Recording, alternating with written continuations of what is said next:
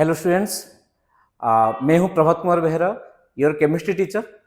Today we are going to discuss another topic from chemical bonding, that is VSE pair theory, valence shell electron pair repulsion theory.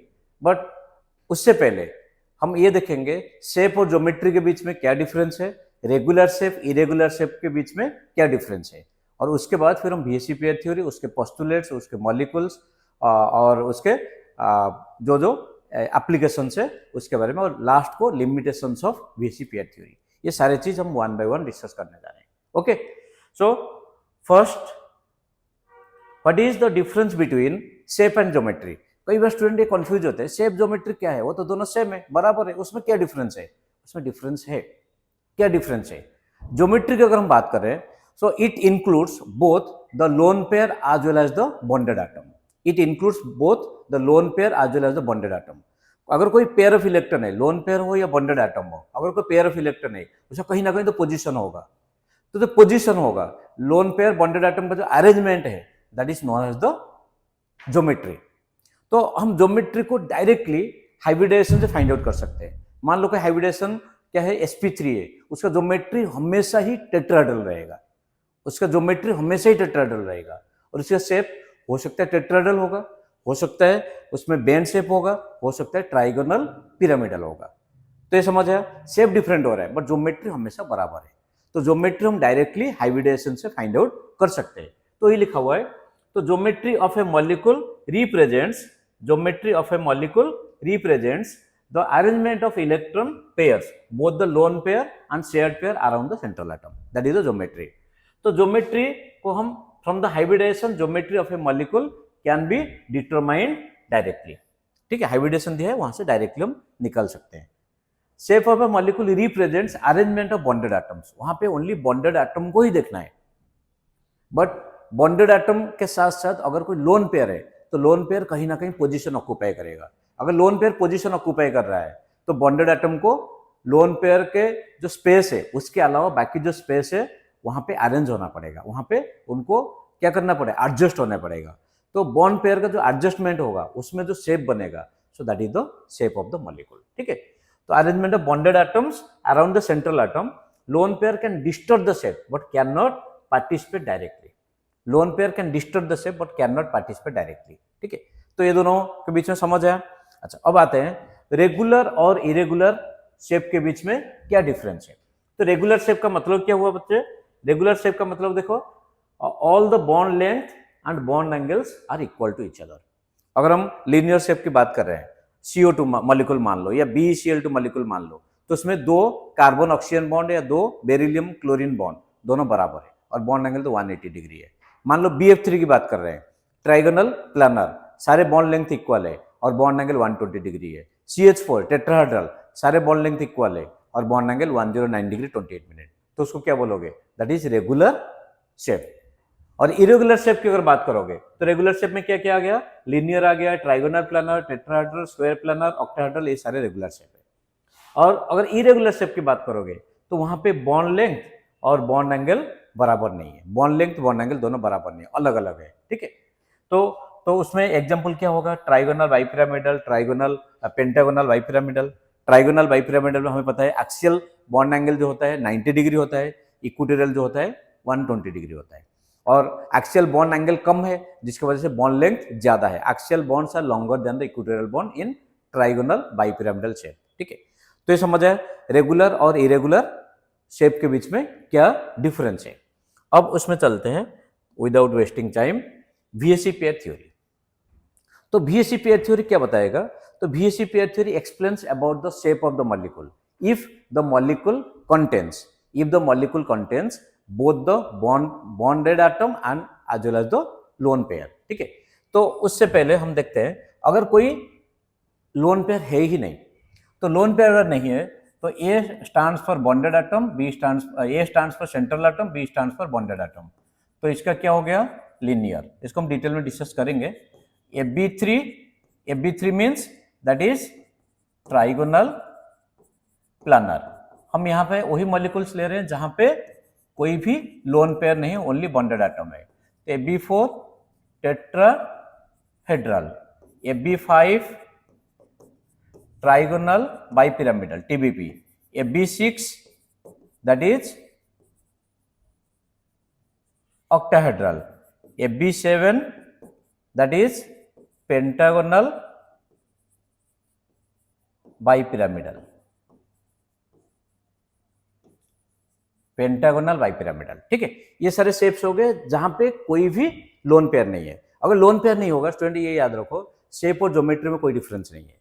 तो lone pair introduce होगा तो फिर shape और geometry के बीच में फिर difference पैदा होगा, है ना। तो ये समझ आ गया। अच्छा अब देखते हैं, अब यहाँ पे बीएससी पेयर थ्योरी में पोस्टुलेट से, तो valence shell electron pair repulsion theory, तो इससे नाम से क्या लग रहा है, valence shell outermost shell. Outermost shell में जो इलेक्ट्रॉन पेयर है, तो इलेक्ट्रॉन पेयर दो टाइप के होंगे, इधर बॉन्ड पेयर होगा या फिर लोन पेयर होगा, इधर शेयर्ड पेयर होगा या फिर लोन पेयर होगा।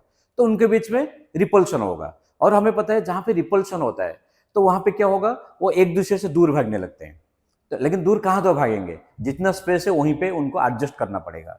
वो जो स्पेस जहां पे एडजस्ट होते हैं, तो बॉन्ड पेयर जहां पे एडजस्ट होगा वही शेप को डिटरमाइन करेगा।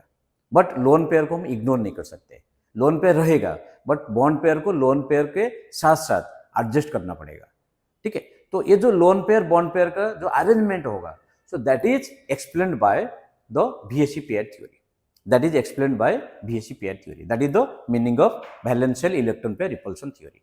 तो इसमें कुछ कुल मिला के 7 पोस्टुलेट्स है, उनको हम एक एक करके डिस्कस करेंगे। ठीक, तो फर्स्ट पोस्टुलेट क्या दिया, देखो, the shape of a molecule depends upon the number of electron pairs, that is either the bonded atom or non-bonded, lone pair और shared pair around the central atom। ये point समझ आया। ठीक है, जितने भी इलेक्ट्रॉन पेयर्स होंगे around the central atom वो शेप को डिटरमाइन करेगा, है ना। Pairs of electrons in the valence shell repel one another like charges है, since electron clouds are negatively charged.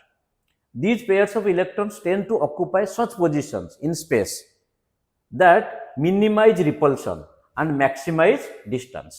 ये देख पा रहे हो, तो ऐसे अरेंज होंगे, उनके बीच में रिपल्शन मिनिमम होना चाहिए और डिस्टेंस जो है मैक्सिमम होना चाहिए, मैक्सिमम पॉसिबल होना चाहिए। ठीक, तो ये हो गया 3 पोस्टुलेट। तो नेक्स्ट क्या दिया है, नेक्स्ट 4th पोस्टुलेट है, the valence shell is taken as sphere with the electron pairs localising on the spherical surface. ये जो स्फीयर है, इलेक्ट्रॉन पेयर स्फेरिकल सरफेस में लोकलाइज होगा, which at maximum distance from one another. जो अभी मैंने बताया था इससे पहले, वही है कि मैक्सिमम डिस्टेंस एक दूसरे से होना चाहिए। तो अब यहाँ पे जो मल्टीपल बॉन्ड है treated as single electron pair. Multiple bond means जहां पे डबल बॉन्ड ट्रिपल बॉन्ड होगा, तो single electron pair and the 2 और 3 इलेक्ट्रॉन पेयर्स।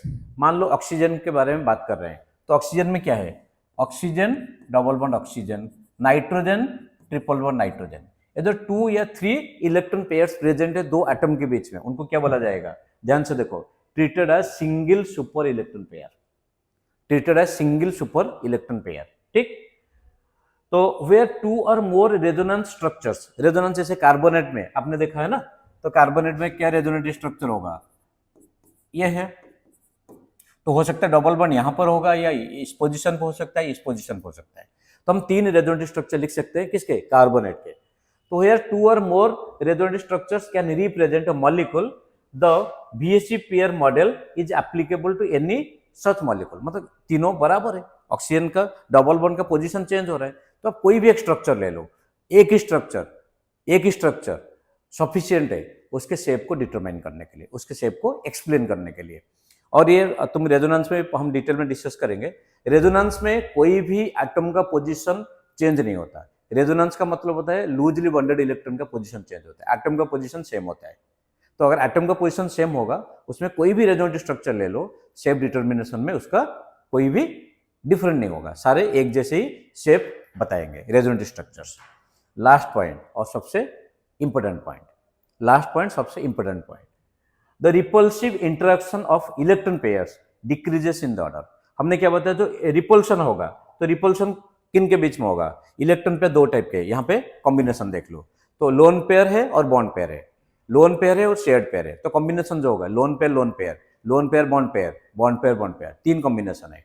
तो उसमें जो रिपल्सिव इंटरेक्शन होगा सबसे हाईएस्ट किसका होगा, लोन पेयर देख लो, उसके बाद लोन पेयर बॉन्ड पेयर, उसके बाद बॉन्ड पेयर। तो ऐसा क्यों होता है, लोन पेयर इंटरेक्शन क्यों होता है, तो उसके बारे में तो अभी हम नेक्स्ट जो अभी जो मॉडर्न अप्रोच आया है उसमें एक्सप्लेन किया गया है क्यों लोन पेयर इंटरेक्शन सबसे स्ट्रॉन्गेस्ट होता है या सबसे रिपल्सन जो होता है सबसे स्ट्रॉन्गेस्ट होता है और जो बॉन्ड पेयर इंटरेक्शन सबसे वीकेस्ट होता है। तो उसके लिए हम रिफाइंड वीएससी पेयर मॉडल देखेंगे, रिफाइंड वीएससी पेयर मॉडल, उसमें सारी चीज डिटेल में एक्सप्लेन किया गया है। तो क्या एक्सप्लेन किया गया, देखो दो साइंटिस्ट है तो जिनका नाम लेना जरूरी है क्योंकि हम अगर उन्होंने कोई कॉन्सेप्ट दिया है उनका नाम ले रहे हैं मीन्स उनको रिगार्ड दे रहे हैं, ठीक है।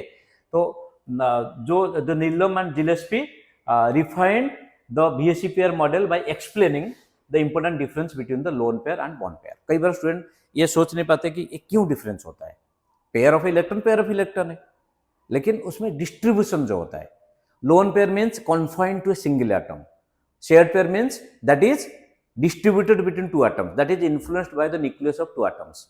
A lone pair influenced by the single atom, mainly influenced by the single atom. तो वहीं पे डिफरेंस होता है, ठीक है। तो ये चीज लिखा गया, while the lone pair are localized on the central atom, each bonded pair is shared between two atoms.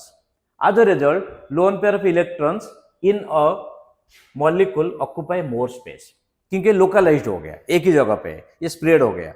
तो इसका मतलब इन्फ्लुएंस जो होगा कि लोन पेयर एक ही न्यूक्लियस से इन्फ्लुएंस्ड है तो उसका वो चाहेगा कि उस एटम के सराउंडिंग में ज्यादा स्पेस ऑक्यूपाई करे, ठीक है, as compare to the bonded pair. This results in greater repulsion between the lone pair electrons as compare to lone pair bond pair and bond pair repulsion. This repulsions effect results in deviation from idealise shape and changes the. और ये जो repulsion होता है, repulsion अगर identical होता है, lone pair bond pair repulsion अगर कोई डिफरेंस नहीं होता तो फिर जो शेप होता है कोई डिस्टोर्टेड नहीं होता, सारे अनडिस्टोर्टेड होते हैं। तो यहाँ पे जो रिपल्सिव इंटरेक्शन डिफरेंस हो रहा है जिसकी वजह से शेप क्या हो रहा है, डिस्टोर्टेड शेप में चेंज हो जाते हैं। वही चीज लिखा हुआ है, देखो molecule in which the central atom has no lone pair, okay, no lone pair, तो वहां पे क्या होगा, वो एक जैसे ही होगा। उसके बाद molecules in which the central atom has one और मोर लोन पेयर, तो जब अगर कोई लोन पेयर नहीं होता फिर शेप बराबर ही होता। ये सारे पोस्टुलेट समझ आ गए। अब स्टूडेंट आते हैं जो शेप क्या होगा अगर लोन पेयर बॉन्ड पेयर दोनों साइमल्टेनियसली प्रेजेंट है किसी मॉलिक्यूल के अंदर। तो फर्स्ट इसमें कोई फर्क नहीं पड़ेगा, A stands for central atom, B stands for bonded atom. अगर Ab2 है, लीनियर है, और लीनियर मीन्स यहाँ पे बॉन्ड एंगल कितना होगा, बताओ फटाफट, बॉन्ड एंगल कितना होगा, यहाँ पे बॉन्ड एंगल 180 डिग्री है, ठीक है। तो इसमें कोई ज्यादा डिटेल में बताने की जरूरत ही नहीं है। अब आ गया Ab3 ट्राइगोनल प्लानर, ये बॉन्ड एंगल कितना है, 120 डिग्री बॉन्ड एंगल है ट्राइगोनल प्लानर से। देख पा रहे हो ये सेंट्रल एटम है और उसका अगर एग्जाम्पल बोलोगे BF3 ले सकते हो, है ना, AlCl3 ले सकते हो, इनका ट्राइगोनल प्लानर शेप है। तो इसमें बॉन्ड एंगल कितना है, 120 डिग्री। अब Ab3 में अगर लोन पेयर आता है, ध्यान से देखो, अगर Ab3 में लोन पेयर आता है तो लोन पेयर कहाँ पे रहेगा, ये रेगुलर शेप है, याद रखो रेगुलर शेप में लोन पेयर कहीं पे भी जा सकता है, और जहाँ पे इरेगुलर शेप होता है तो इरेगुलर शेप में लोन पेयर वहीं पे जाएगा जहाँ पे बॉन्ड एंगल ज्यादा है या जहाँ पे स्पेस ज्यादा अवेलेबल है। तो रेगुलर शेप है तो रेगुलर शेप में लोन पेयर कहीं पे भी जा सकता है, ठीक है। तो मान लो ये मॉलिक्यूल ले रहे हो या एक और मॉलिक्यूल मैं तुम्हें बता रहा हूँ, SO2 भी ले सकते हो, ठीक है। Ab2E एक लोन पेयर है, Ab3 में एक लोन पेयर है, मीन्स Ab2E इसका शेप क्या हो गया, बेंड शेप हो गया या V शेप भी बोल सकते हो, बेंड शेप और V शेप, उल्टा भी है, देख लो, ठीक है। अच्छा, यहाँ पे जो बॉन्ड एंगल होगा 120 डिग्री से थोड़ा सा कम होगा, क्यों, क्योंकि हमने बताया lone pair will try to occupy more space around the central atom, तो जो बॉन्ड एंगल होगा that will be slightly less than 120 degree. समझ आए, NO2 ले लो या फिर SO2 ले लो। तो नेक्स्ट अब आते हैं Ab4 टेट्राहेड्रल है, टेट्राहेड्रल में बॉन्ड एंगल कितना होगा, 109 डिग्री 28 मिनट, ये भी रेगुलर शेप है। अगर इसमें लोन पेयर आता है, एक लोन पेयर आएगा तो एक लोन पेयर कहाँ पे होगा, कहीं पे भी हो सकता है, दूसरा लोन पेयर आएगा वो कहाँ पर होगा, वो भी कहीं पे हो सकता है, लेकिन शेप में जरूर चेंजेस आ जाएगा। तो Fb4 का अगर एग्जाम्पल बता रहे हो तो CCl4 है, CH4 है, ये सारे टेट्राहेड्रल मॉलिक्यूल्स है। XCO4 ये सारे टेट्राहेड्रल मॉलिक्यूल्स है। अब फटाफट चलते हैं नेक्स्ट। अगर एक लोन पेयर आया है तो हमने जैसे बताया, मान लो ये लोन पेयर आ गया। अब शेप में ये लोन पेयर का कोई डायरेक्ट इन्वॉल्वमेंट नहीं होगा, तो ये जो शेप है, अब देख लो ये जो शेप है क्या होगा, ट्राइगोनल पिरामिडल शेप है। तो trigonal pyramidal shape, bond angle कितना होगा, स्लाइटली लेस देन कितना होगा, 109 डिग्री 28 मिनट। अगर एमोनिया की बात करोगे तो एमोनिया बॉन्ड एंगल कितना है, 107 डिग्री। याद रखो, एनसीईआरटी में दिया है और कई बार एग्जाम पूछा जा चुका है। और इसका और भी एग्जाम्पल हम ले सकते हैं, XCO3, PCl3, ये सारे एग्जाम्पल्स हो गए ट्राइगोनल पिरामिडल शेप के। ये कौन सी टाइप है, Fb3E। अब एक और लोन पेयर अगर आता है Fb2E2, Fb2E2 लोन पेयर कहां पर होगा, कहीं पे हो सकता है। तो ये दोनों लोन पेयर आ गए। तो शेप में ये दोनों लोन पेयर पार्टिसिपेट नहीं करेंगे। ये जो शेप है फिर क्या आ गया, बैंड शेप आ गया या V शेप आ गया। तो ये मॉलिक्यूल सेंट्रल एटम के पास 2 लोन पेयर है और 2 बॉन्डेड एटम है। तो एग्जाम्पल आप ले सकते हो, most commonly used example water में बॉन्ड एंगल क्या होगा, और भी कम हो जाएगा, NH3 से और भी कम हो जाएगा। क्यों, क्योंकि CH4 में जो टेट्राहेड्रल शेप था उसमें बॉन्ड एंगल 109 डिग्री 28 मिनट। तो Fb3E आया, एक लोन पेयर आ गया, तो lone pair bond pair repulsion हुआ। तो lone pair bond pair repulsion ज्यादा स्ट्रॉन्गर है as compare to bond pair. तो बॉन्ड एंगल यहाँ पे क्या होगा, टेट्राहेड्रल बॉन्ड एंगल से कम हुआ था, जो NH3 में हम 107 देखे थे। और यहाँ पे वाटर में लोन पेयर ये और भी स्ट्रॉन्गर है, तो बॉन्ड एंगल और भी कम हो जाएगा, 104.5 डिग्री। 104.5 डिग्री इसका एग्जाम्पल वाटर हो गया। आप चाहो तो Cl2 वो भी ले सकते हो, OF2 भी ले सकते हो। ये सारे बैंड शेप का ही एग्जाम्पल्स है।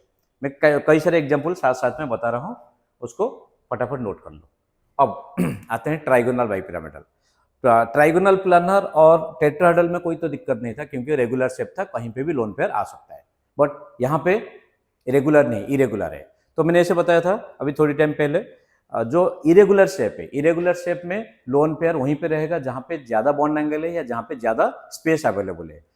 तो ट्राइगोनल बाइपिरामिडल शेप में इक्वेटोरियल पोजीशन पे बॉन्ड एंगल 120 डिग्री है। अगर इक्वेटोरियल शेप पोजीशन पे बॉन्ड एंगल 120 डिग्री है तो ज्यादा स्पेस अवेलेबल है। अगर ज्यादा स्पेस अवेलेबल है, समझ रहे हो, ज्यादा स्पेस अगर अवेलेबल है तो फिर लोन पेयर इक्वेटोरियल पोजीशन पे ही आएगा। तो ये आ गया, देखो ये जो बॉन्ड एंगल है इक्वेटोरियल पोजीशन पे 120 डिग्री और ये जो एक्सियल पोजीशन पे 90 डिग्री। तो फिर लोन पेयर कहां पर प्रीफर करेगा, लोन पेयर प्रीफर करेगा इक्वेटोरियल पोजीशन पे। ठीक, तो अब आते हैं नेक्स्ट Fb4E। तो एक लोन पेयर है इक्वेटोरियल पोजीशन। ये जो शेप होगा इसमें, इस शेप का नाम क्या है, सीसो। तो एग्जांपल ले सकते हो SF4, एक जेईई एडवांस का क्वेश्चन है, 2010 या 11 का क्वेश्चन है। तो उसमें क्वेश्चन पूछा था, in SF4 how many bond angles are of 90 degree. तो इसमें देखो जैसे लोन पेयर आता है तो ये जो एक्सियल पोजीशन है उसको डिस्टर्ब करेगा। अगर एक्सियल पोजीशन को डिस्टर्ब करेगा तो एक्सियल पोजीशन लोन पेयर से थोड़ा सा दूर आएंगे, तो अब कोई भी बॉन्ड एंगल 90 डिग्री नहीं होगा, कोई भी बॉन्ड एंगल 90 डिग्री नहीं होगा। ये क्या हो गया, डिस्टर्टेड हो गया। तो ये शेप का नाम क्या है, seesaw. In seesaw shape there is no bond angle of 90 degree. ठीक, तो नेक्स्ट चलते हैं। अगर 2 लोन पेयर आता है तो सेकेंड लोन पेयर भी यहीं पर ही रहेगा, कहाँ पे, इक्वेटोरियल पोजीशन पे। ये शेप थोड़ा सा अब बेंट हो जाएगा। अगर थोड़ा सा बेंट हो गया उसका नाम क्या हो गया, ये देखो ये टी है, तो अगर बेंट हो गया तो उसका नाम क्या होगा, बेंट टी शेप। तो for example ClF3। Chlorine central atom है, उसके पास फिर कितने इलेक्ट्रॉन है, 7 इलेक्ट्रॉन है। 3 फ्लोरीन है, हर कोई फ्लोरीन सिंगल बॉन्ड बनाएंगे, 3 सिंगल बॉन्ड बन गए। अभी 4 इलेक्ट्रॉन बचते हैं, 4 इलेक्ट्रॉन में 2 लोन पेयर हो गए। तो इसका टाइप क्या हो गया, Fb3E2। अब नेक्स्ट हो गया Fb2E3। तीसरा लोन पेयर भी कहां पर रहेगा भैया, तीसरा लोन पेयर भी इक्वेटोरियल पोजीशन पे ही रहेगा। तो अब ये शेप क्या हो गया, शेप हो गया लीनियर। तो यहाँ पे कोई भी डिस्टर्शन नहीं होगा। रीजन क्या है, देखो आप चाहो खुद देख सकते हो, ये रूम, ठीक है, ये रूम में 3 कॉर्नर देख लो, जो रूम में तुम बैठे हो 3 कॉर्नर देख लो, एक एक्सिस पास हुआ है। तो 3 कॉर्नर में अगर लोन पेयर आ गए तो लोन पेयर रिपेल करेंगे above the plane and below the plane. तो ओवरऑल रिपल्सन क्या होगा, 0 होगा, नेट रिपल्सन 0 होगा। तो इसका जो शेप है दैट इज Fb, ये हो गया शेप Ab2E3 ये करेक्शन कर लो, ये हो गया लीनियर, ठीक है। Ab2E3 ये हो गया लीनियर शेप। तो लीनियर शेप में उसका बॉन्ड एंगल कितना होगा, 180 डिग्री होगा। और एग्जाम्पल XCF2I3 माइनस, तो XCF2 and I3 minus, reason क्या है, जेनन, जेनन में कितने इलेक्ट्रॉन है, 8 इलेक्ट्रॉन है, 2 फ्लोरीन के साथ बॉन्ड बन गए, बाकी कितने बचते हैं अभी, 6, 3 लोन पेयर हो गया। I3 माइनस, सेंट्रल आयोडीन के पास भी 2 बॉन्डेड एटम है और 3 लोन पेयर है, तो उसका शेप क्या हो गया, Ab2E3, ठीक है। अब आते हैं ऑक्टाहेड्रल शेप।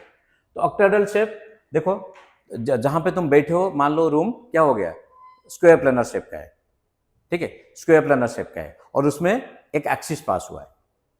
तो एक्सिस जब पास हुआ है तो एक्सिस टॉप से 4 कॉर्नर को ज्वाइन करो और बॉटम से 4 कॉर्नर को ज्वाइन करो, सो that is the octahedral shape, that is the octahedral shape. अब इसमें देखो सारे बॉन्ड एंगल 90 डिग्री है, कोई भी बॉन्ड एंगल आप देख लो सारे 90 डिग्री है, तो ये रेगुलर शेप है। तो अगर रेगुलर शेप है तो रेगुलर शेप में अगर लोन पेयर आता है, एक लोन पेयर आता है, ये हो गया ऑक्टाहेड्रल, और एग्जाम्पल आप ले सकते हो SF6। तो रेगुलर शेप में कोई अगर लोन पेयर आता है तो कहीं पे भी रह सकता है, कहीं पे भी रह सकता है, मान लो ये लोन पेयर हो गया है ना, तो इसमें क्या होगा, ये जो 4 स्क्वायर प्लेनर शेप थे, मान लो अबव द प्लेन एक लोन पेयर है, जो 4 स्क्वायर प्लेनर शेप है वो थोड़ा सा नीचे जाएंगे, अगर थोड़ा सा नीचे जाएंगे अब स्क्वायर प्लेनर नहीं रहेगा, बॉन्ड एंगल कोई भी 90 डिग्री नहीं होगा। तो याद रखो ये जो शेप है इसको बोलते हैं स्क्वायर पिरामिडल, पिरामिड तो होगा, ठीक है। तो एक लोन पेयर है वो तो शेप में पार्टिसिपेट नहीं करेगा, तो मान लो below the plane lone pair है, तो ये जो 4 प्लेनर है थोड़ा सा ऊपर उठ जाएंगे, तो इसका मतलब कोई भी बॉन्ड एंगल अब 90 डिग्री नहीं रहा। और जो शेप है तो टॉप से चारों कॉर्नर को ज्वाइन करो, that is the square pyramidal, तो कोई भी बॉन्ड एंगल 90 डिग्री नहीं है। तो इसका बेस्ट एग्जाम्पल है BrF5, देख लो, ब्रोमीन सेंट्रल एटम है, 7 इलेक्ट्रॉन से 5 बॉन्डेड एटम है, ठीक है, तो 5 बॉन्डेड एटम और एक लोन पेयर, तो Ab5E स्क्वायर पिरामिडल। नेक्स्ट है अगर सेकंड लोन पेयर आता है तो यहाँ पे फिर ये ऑप्शन नहीं होगा, कहीं पे भी रहेंगे, यहाँ पे एक ही फिक्स्ड पोजीशन होगा, क्यों, हमें पता है लोन पेयर रिपल्सन मैक्सिमम होता है, तो फर्स्ट लोन पेयर जहां पर होगा सेकंड लोन पेयर उसके जस्ट अपोजिट में होना पड़ेगा। तो मान लो first lone pair above the plane है, second lone pair below the plane होगा, तो जो स्क्वायर प्लेनर है उसके लिए रिपल्सन 0 हो जाएगा, स्क्वायर प्लेनर जो है उसके लिए रिपल्सन 0 हो जाएगा, तो ये हो गया एग्जैक्टली स्क्वायर प्लेनर। तो उसका जो Ab4E2 स्क्वायर प्लेनर है, और एग्जाम्पल आप ले सकते हो XCF4 is the example, okay. So next है, और यहाँ पे कोई डिस्टर्शन नहीं होगा, बॉन्ड एंगल 90 डिग्री ही सारे होंगे। तो नेक्स्ट है, अच्छा अब एक क्वेश्चन आता है AB6 में हमने क्या लिखा, तो AB6 में AB5E, AB4E2, बट AB3E3 तो डिस्कस किया ही नहीं। क्यों नहीं डिस्कस किया, क्योंकि AB3E3 डिस्कस करने के लिए 3 lone pair 3 bonded atom, 3 loan pair means 6 electrons, 3 bonded atom means 3 electron, total कितने इलेक्ट्रॉन होना जरूरी है, सेंट्रल एटम के सराउंडिंग में 9 इलेक्ट्रॉन्स होना जरूरी है। बताओ कोई एक एटम है जो कि आउटरमोस्ट शेल में 9 इलेक्ट्रॉन ही कंटेन करता है, कोई एटम नहीं है। तो मैक्सिमम नोबेल गैस का होता है जो कि 8 है, जो नोबेल जेनॉन का एग्जाम्पल ले ही रहे। तो AB3E3 या AB2E4 एग्जिस्ट ही नहीं करेंगे। अब आते हैं AB7 का क्या है, पेंटागोनल बाइपिरामिडल। तो ये जो एक्सियल एंगल है ये 90 डिग्री है और इक्वेटोरियल जो है 72 डिग्री। क्यों, टोटल पेंटागोनल प्लानर है, एक एक्सिस पास हुआ है, pentagonal planar means bond angle कितना होगा, 72 डिग्री होगा, 360/5, और एक्सियल तो 90 डिग्री हमेशा होता है, उसमें कोई झंझट ही नहीं है। अच्छा अब बताओ, तो लोन पेयर कहाँ पर रहेगा, तो इसका एग्जाम्पल जैसे दिया है IF7 जो पेंटागोनल बाइपिरामिडल। तो लोन पेयर यहाँ पे ना एक्सियल पे होगा ना इक्वेटोरियल पे होगा, लोन पेयर एडजस्ट होगा। रीजन क्या है, क्योंकि यहाँ पे रूल के हिसाब से जहाँ पे बॉन्ड एंगल ज्यादा होता है वहीं पे लोन पेयर को होना चाहिए, बट यहाँ पे देखो लोन पेयर क्या है, अगर लोन पेयर एक्सियल पोजीशन पे आता है, इक्वेटोरियल पोजीशन पे जो 5 है, 72 डिग्री बॉन्ड एंगल है, उनको और भी डिक्रीज होना पड़ेगा, तो रिपल्शन बहुत ज्यादा हो जाएगा, मॉलिक्यूल अनस्टेबल हो जाएगा, फिर लोन पेयर ऐसे एडजस्ट हो जाता है। तो अगर AB6 होता तो उसका शेप का नाम क्या था, ऑक्टाहेड्रल। अगर एक लोन पेयर आता है तो वहाँ पे थोड़ा सा डिस्टर्शन हो गया, उसका नाम क्या हो गया, डिस्टॉर्टेड ऑक्टाहेड्रन। तो ये AB6E जिसका नाम है डिस्टॉर्टेड ऑक्टाहेड्रन। ठीक, ओके। तो इसका एग्जाम्पल लिखा हुआ है यहाँ पे, देखो XeF6 that is the example of AB6E। तो उसके बाद ये सारे हो गए, हम सारे शेप को, अच्छा फिर हो सकता है किसी के दिमाग में आएगा कि AB6E ही बताए, AB6E के अलावा AB5E2 क्यों नहीं डिस्कस किए? इसलिए डिस्कस नहीं किए, AB6E2 वही हालत है, 5 बॉन्डेड एटम और 2 लोन पेयर, मीन्स 9 इलेक्ट्रॉन होना जरूरी है, जो कि पॉसिबल नहीं होता। ठीक है, कोई भी एटम के आउटरमोस्ट सेल में 9 इलेक्ट्रॉन पॉसिबल नहीं होता। So for that reason, so existence of AB5E2 is not there. Got it? Okay. तो सबसे आखिर में क्या है, हम इतने तारीफ कर लिए किसके, VSE पेयर थ्योरी के, इसके एप्लीकेशन डिस्कस कर लिए, और कहीं ना कहीं थोड़ा सा कमियां रह जाता है। ठीक है, जैसे सबके अंदर कमियां है, तो VSE पेयर थ्योरी में भी कुछ लिमिटेशन से कुछ कमियां है। तो क्या तुम्हारे अंदर कमियां नहीं है? नहीं है, बिल्कुल नहीं है। एक बार सोच के देखो, अकेले में बैठ के सोच के देखो क्या क्या कमियां है, तुम्हें एक लिस्ट मिल जाएगा, पूरी किताब लिख दोगे कमियां के लिए, है ना। चाहे मैं हूं या तुम हो, सबके अंदर कुछ ना कुछ कमियां हैं। ठीक, लेकिन कमियां से ज्यादा खाबियां होता है, तभी तो हम एग्जिस्ट कर रहे हैं, राइट? ओके। सो ये देखो limitations of VSE pair theory. तो इसमें लिमिटेशन क्या है? तो बहुत सारे मॉलिक्यूल के ज्योमेट्री के बारे में एक्सप्लेन कर सकते हैं, किए हैं हम, इतने सारे डिस्कस किए हैं, लेकिन पर्टिकुलरली कुछ कंपाउंड्स के जैसे शेप बताने के लिए ये फेल हो जाते हैं। तो जैसे 3-4 छोटे छोटे पॉइंट्स है। Explain the shape of molecules which have polar bonds, मतलब it fails to explain the shape of molecules which are very polar bond, which is very polar bond like lithium oxide. ठीक है, should have the same shape as water. Lithium oxide Li2O H2O क्या लग रहा है, सिर्फ iso structural लग रहे हैं, बट नहीं है, इसको एक्सप्लेन नहीं कर पा रहा है। लीनियर मतलब Li2O का शेप क्या है, लीनियर है। So it fails to explain the shape of molecules have extensive delocalized pi electron। तो अगर delocalized, extensive delocalized means एक जगह पे नहीं, 2-3 एटम के बीच में नहीं, बहुत ज्यादा अगर डिलोकलाइजेशन होता है, तो मॉलिक्यूल का शेप क्या होगा उसके बारे में नहीं बता पाता। It fails to explain the shape of molecules which have an inert pair of electrons। अगर inert pair इफेक्ट होता है, inert pair of electrons जो कि बॉन्ड फॉर्मेशन में पार्टिसिपेट नहीं करता, उसका शेप क्या होगा, उसका शेप क्या होगा? इनर्ट पेयर इफेक्ट को लेकर हम एक और क्लास बनाएंगे, तो उसका शेप क्या होगा? It fails to explain. Predict the shapes of certain transition metal compounds. ठीक है, तो कॉम्प्लेक्स जो होते हैं, ट्रांजिशन मेटल कंपाउंड या कॉम्प्लेक्स जो होते हैं, वो कई सारे कॉम्प्लेक्स है जिसके शेप के बारे में VSE पेयर थ्योरी बता नहीं पाया। तो ये हो गया लिमिटेशंस। उसके बाद फटाफट कुछ क्वेश्चन जो कि already previous year JEE NEET और कुछ कुछ कॉम्पिटिटिव एग्जाम में पूछे हैं, हम लिख रहे हैं, तो उनका टाइप लिखना है, शेप लिखना है। ठीक, तो मान लो XeO F4, XeO2 F2, ठीक, BrO3 माइनस, देन उसके बाद BrO2 Cl3, और एक और मॉलिक्यूल लेते हैं कोई, तो मान लो POCl3। ठीक है, तो उनका शेप क्या होगा? फर्स्ट देखेंगे, सेंट्रल एटम A है और उसके साथ एक ऑक्सीजन 4 फ्लोरीन, तो कितना हो गया B5, और लोन पेयर कितने हैं 2 + 4, 6 इलेक्ट्रॉन्स यूज हो गए, AB5E। इसका मतलब क्या हुआ, स्क्वायर पिरामिडल, जो BrF5 का हमने स्ट्रक्चर डिस्कस किया था। तो XeO2 F2, तो central atom A, bonded atom कितने हैं 4, 2 ऑक्सीजन 2 फ्लोरीन, कितने इलेक्ट्रॉन यूज हो गए 6 इलेक्ट्रॉन यूज हो गए, तो एक लोन पेयर है, तो इसका AB4E means seesaw. BrO3 minus, central atom A, B3, तो ब्रोमीन में कितने इलेक्ट्रॉन थे 7 इलेक्ट्रॉन थे, माइनस मीन्स 1 इलेक्ट्रॉन एक्स्ट्रा हो गया, मीन्स 8 इलेक्ट्रॉन हो गए, तो 8 में 6 इलेक्ट्रॉन ऑक्सीजन साथ यूज हो गए, तो एक लोन पेयर अभी भी बचता है, सो that is trigonal pyramidal. Trigonal pyramidal. BrO2 Cl3, A, B5, 3 + 2, lone pair 4 + 3, 7 electron use हो गए, तो इसमें कोई भी डिस्टॉर्टेड नहीं होगा, ट्राइगोनल बाइपिरामिडल। इसमें देखो A कितने oxygen 1 3 chlorine, B4 lone pair, 2 electron oxygen और 3 इलेक्ट्रॉन क्लोरीन, चार मतलब 5 इलेक्ट्रॉन यूज हो गए, तो इसका शेप क्या हो गया, टेट्राहेड्रल शेप हो गया। ठीक है, तो इनमें कुछ मॉलिक्यूल हमने लिया जो कि कोई ना कोई कॉम्पिटिटिव एग्जाम में पूछा गया है। Okay students, so I hope BSc pair theory, shape, geometry और उसके लिमिटेशंस और कुछ एग्जांपल्स तुम्हें जरूर समझ आया होगा और तुम्हारे जरूर हेल्पफुल होगा, चाहे वो सीबीएसई या कोई बोर्ड एग्जाम के लिए तैयारी कर रहे हो या फिर कोई कॉम्पिटिटिव एग्जाम के लिए तैयारी कर रहे हो। Okay, so wishing all of you very all the best, God bless you.